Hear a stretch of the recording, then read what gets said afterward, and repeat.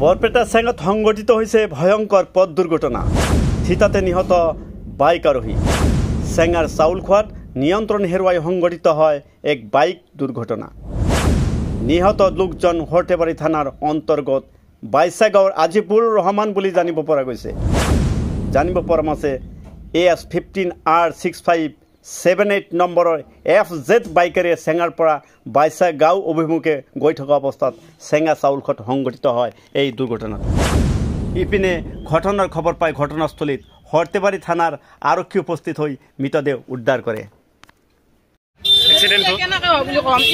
আমি বহি আছো, গাড়ীটো ইফালৰ পৰা আহিছে, চেঙাৰ ফালৰ পৰা আহিছে, বৰমাৰাত দেখি যাব, বৰমাৰাত দেখি যাব গাড়ীটো। তাতে আহি শব্দ হৈছে, এটা খুব জোৰত শব্দ হৈছে। আমি চাওঁ যে গাড়ীটো উল্টিছে। আমি ভবা নাই যে মানুহটোৰ কিবা এটা হৈছে। আমি দৌৰি গেলো, মাইকী দুজনী দৌৰি যাওঁ। মানুহটো ডাইৰেক্ট এনেকৈ পৰি আছে, মানুহটো চিনাৰ অৱস্থাত নাই। তেতিয়া আমি এটা লাগে যাতে ওচৰ চুবুৰীয়া মানুহখিনি বেলেগ গাড়ী কোনো নাছিল।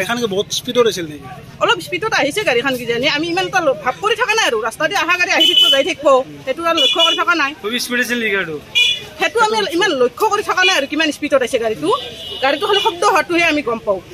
বহি আছো, শব্দটো হৈছে, আমি দৌৰি যাই চাওঁ, মানুহটো ডাইৰেক্ট পৰি আছে। ল'ৰাজনৰ ঘৰ ক'ত কিবা জানিব এতিয়ালৈকে চিনাক্ত হোৱা নাই।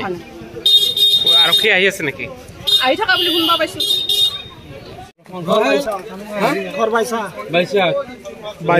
কি হয় তোমাৰ?